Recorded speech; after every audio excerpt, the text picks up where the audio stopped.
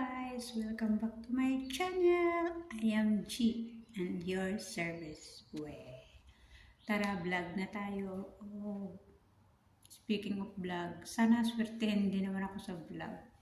Yun talaga ang inaasam-asam ko sa buhay para kahit pa paano may extra income tayo, di ba? Mas maganda naman yun kaysa scroll lang tayo, gawin na natin makabuluhan yung pag-social media natin, di ba? Mas maganda yun.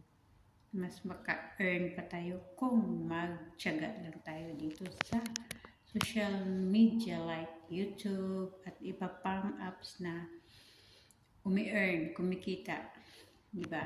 Yun. Nandito pala po ako sa bansang Kuwait for, oh my God,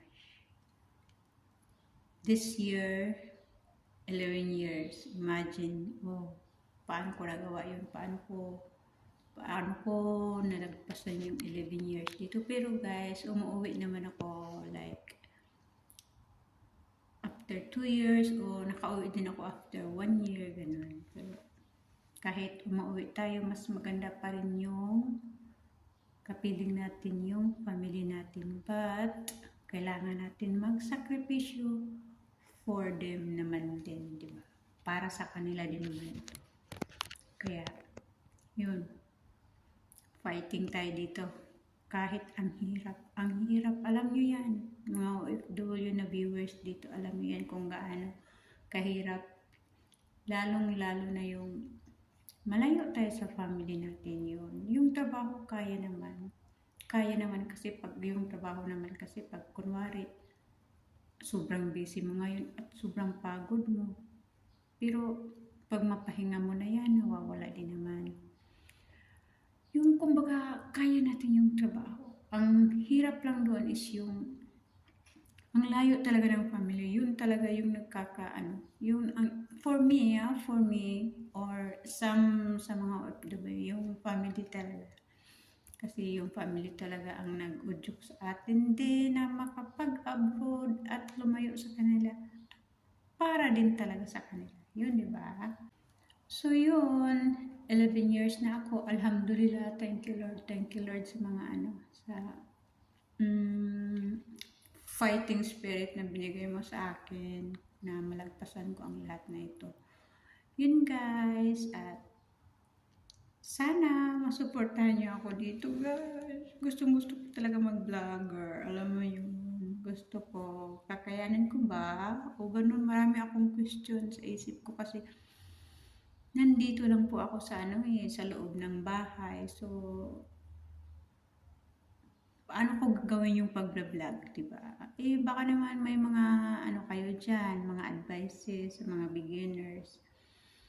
Hindi naman talaga ako beginners, pero gusto ko na yun ipupurso ko na talaga yung pag-vlog. Diba? I-try nga, diba? Baka may mga advices naman kayo sa akin dyan, yung mga, alam mo na, yung kumikita na sa pag-vlog, diba? Mga tips. Need ko pa talaga ng tips, guys. Baka may mga tips kayo dyan. Pa-subscribe na lang din, guys, please. Thank you so much. Sana maging successful tayo dito, guys. Shout out pala ako sa lahat ng vloggers, lalong-lalo na yung mga beginners, mga nag-uumpisa pa lang. Upload lang tayo ng mga videos, guys.